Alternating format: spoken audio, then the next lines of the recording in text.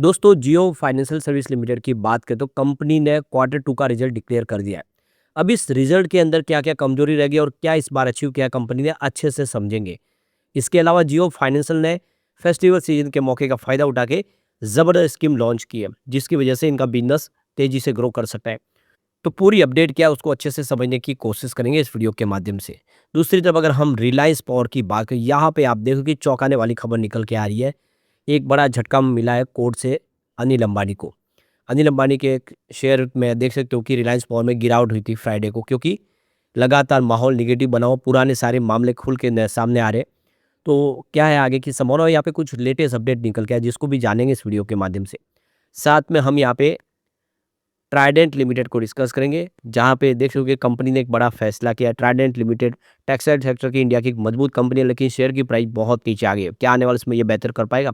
साथ में हम डीजी कोर स्टूडियो लिमिटेड को डिस्कस करेंगे, जिसने यहाँ पे शानदार बोनस देने का ऐलान कर दिया, यानी एक शेयर के ऊपर एक शेयर। लेकिन फ्रेंड्स, उससे पहले अगर आप पहली बार हमारे चैनल पे आए तो चैनल को सब्सक्राइब कर दीजिए, एक बेल आइकॉन दबा दीजिए ताकि जब भी नया वीडियो बने पहला नोटिफिकेशन आपको मिले। वीडियो पसंद आए तो लाइक से जरूर कीजिए।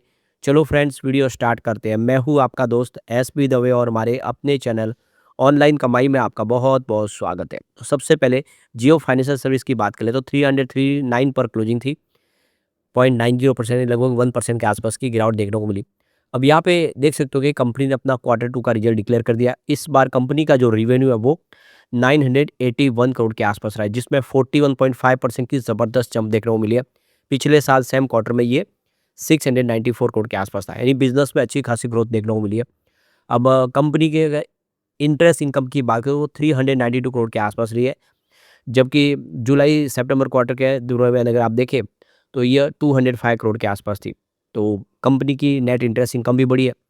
अब बात करें कंपनी के एबिटाडा की, तो ये देख सकते हो कि इस बार कंपनी का एबिटाडा 24.4% की जंप दिखाते हुए 689 करोड़ के आसपास रहा है, जो पिछले एक साल पहले 554 करोड़ के आसपास था। वैसे कंपनी के एबिटाडा मार्जिन में कमी आई है 70.2% के आसपास, जो पिछले एक साल पहले 79.81% के आसपास था। कंपनी का एसेट अंडर मैनेजमेंट अगर देखें तो यहाँ पे आप देख सकते हो कि 14,712 करोड़ के आसपास पहुंचा है, जो पिछले एक साल पहले मात्र 1206 करोड़ के आसपास था। फिर कंपनी ने एक बड़ा फैसला किया। कंपनी ने दिवाली फेस्टिवल को देखते हुए देख सकते हो कि यहाँ पे गोल्ड की खरीदारी पे ज़बरदस्त ऑफर दिया है। डिजिटल गोल्ड अगर आप खरीदते हो तो आप 2000 से ऊपर खरीदारी करने पे आपको 2% एक्स्ट्रा गोल्ड दिया जाएगा, और अगर आप 20,000 से ऊपर की खरीदारी करते हैं गोल्ड की तो आपको यहाँ पे प्राइज़ भी मिलेगा ड्रॉ के माध्यम से। तो ज़बरदस्त स्कीम लाई गई। अभी देखिए धनतेरस तक ये स्कीम चलने जा रही है, और इसकी जो शुरुआत 18 तारीख से अक्टूबर से, यानी आज से शुरू हुई है स्कीम, 23 तारीख तक चलेगी। तो ये आपके पास अच्छा मौका है। आप गोल्ड भी खरीद सकते हैं और साथ में एक्स्ट्रा गोल्ड के अलावा आप गिफ्ट भी पा सकते हैं। जो भी विनर होंगे उसको 27 अक्टूबर 2025 को उसको जानकारी दी जाएगी मेल के माध्यम से। अब प्राइज़ की बात करें, यहाँ पे आपको 10 लाख के तक के टोटल के प्राइज़ दिए जाएंगे, जिसमें स्मार्टफोन, टीवी, गोल्ड कॉइन और गिफ्ट वाउचर भी हो सकते हैं। अब इस बार कंपनी की कंसोलिडेटेड टोटल इनकम देख सकते हो कि 1002 करोड़ के आसपास, जिसमें 44% की जंप देखने को मिली है। नेट इनकम फ्रॉम बिजनेस देखें तो 317 करोड़ के आसपास, जिसमें 5x अप देखने को मिला है। Pre provisioning operating profit 579 crore के आसपास रहा है, जबकि पिछले साल यह 552 करोड़ के आसपास था। प्रॉफिट आफ्टर टैक्स इस बार 695 करोड़ के आसपास रहा है, जो पिछले एक साल पहले 689 करोड़ के आसपास था। ओवरऑल अगर आप देखें तो रिजल्ट अच्छा है। अब चलते हैं हम रिलायंस पावर की तरफ, तो 44.55 पर क्लोजिंग थी, 1.11% की गिरावट देखने को मिली।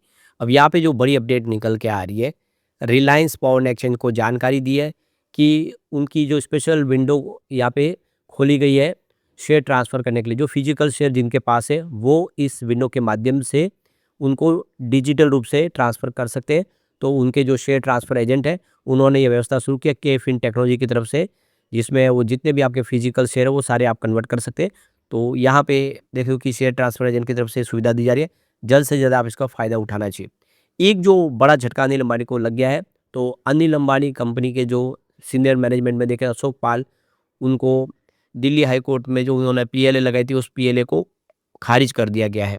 तो देख सकते हो दिल्ली हाई कोर्ट ने शनिवार को आज जो पिटीशन लगाई थी उसको, जो उनको अरेस्ट किया गया है, उस अरेस्ट के खिलाफ ईडी की पिटीशन को उन्होंने चैलेंज किया था, लेकिन वो अपील खारिज हो गई है, यानी वो अभी जेल में ही रहेंगे।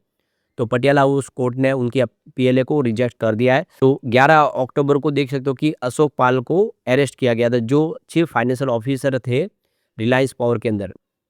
वैसे उनको पद से हटा दिया गया है।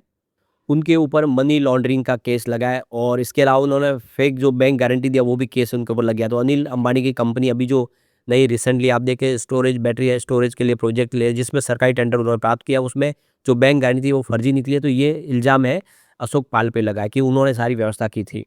तो यहाँ पे जो इल्ज़ाम लगा है कि 68 करोड़ रुपीज़ की जो बैंक गारंटी दी गई थी solar energy corporation of India की, उसको फर्जी तरीके से उन्होंने सारे डॉक्यूमेंट पेश किए थे और इसीलिए उनकी जुडिशल कस्टडी को बढ़ा दिया गया है और उनकी जो कोर्ट के अंदर अपील थी उसको भी खारिज कर दिया गया है।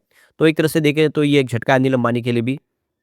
यहाँ पे देखिए यस बैंक के अंदर जो लोन घोटाला हुआ था करीब 3000 करोड़ के, उसमें भी इनका रोल दिखाई देता है कि उन्होंने इसमें इन्वॉल्वमेंट थी और काफ़ी सारा नुकसान हुआ दोनों ही कंपनियों को, चाहे वो रिलायंस की कंपनी हो या फिर यस बैंक की। तो ऐसे में आप देखें तो ये अनिल अंबानी के लिए इन सब प्रॉब्लम से बाहर निकला जरूरी है, तभी जाके वो बिजनेस आगे बढ़ पाएगा। आने वर्ष में देखना होगा कि क्या होगा, लेकिन कंपनी का बिजनेस पटरी पे है और लगातार बढ़ भी रहा है। चलते हैं ट्राइडेंट लिमिटेड की तरफ। 27.90 पर क्लोजिंग थी, 0.57% की गिरावट देखने को मिली। ट्राइडेंट पिछले कई दिनों से लगातार दबाव में है। पिछली बार तेजी के दौर में 3 रुपये से दौड़ना शुरू हुआ था, 70 तक चला गया था, लेकिन इस बार काफ़ी समय से स्टॉक नीचे है। अब आप देख सकते हो कि यहाँ पे जो बड़ी अपडेट निकल के आ रही है, ट्राइडेंट लिमिटेड ने एक्सचेंज को जानकारी दी कि उन्होंने न्यूज़पेपर में एडवर्टाइजमेंट दी है और इसका मकसद है कि 100 डेज़ का एक कैंपेन शुरू किया गया है सक्षम निवेशक के नाम से, जिसमें जो भी शेयर होल्डर जिनके पास जो शेयर है वो अभी तक डीमेट रूप में कन्वर्ट नहीं किए गए, उनके पास फिजिकल शेयर है या जिन्होंने अपना जो क्लेम नहीं किया अभी तक डिविडेंड, तो उन लोगों के लिए कई वो उनके जो शेयर है वो सारे इन्वेस्टर प्रोटेक्शन फंड को न चले जाए, तो उनके लिए अंतिम मौका स्पेशल विंडो खोली गई है जिसके माध्यम से वो अपने शेयर को है कन्वर्ट करा सकते हैं डीमेट अकाउंट में। तो 7 जुलाई 2025 से ट्रेडिंग विंडो खुल चुकी है और ये 6 जनवरी 2026 तक खुली रहेगी, जिसमें अगर आपके भी फिजिकल शेयर है तो आप जल्द से जल्द वो सारी केवाईसी कंप्लीट करके डॉक्यूमेंट जमा करके ये काम कर सकते हैं। तो ये देख सकते हो कंपनी ने यहाँ पे इनके शेयर ट्रांसफर एजेंट का एड्रेस वगैरह दिया हुआ है, आप अपनी डीमेट की सारी डिटेल देके अपने शेयर को सुरक्षित कर सकते हैं।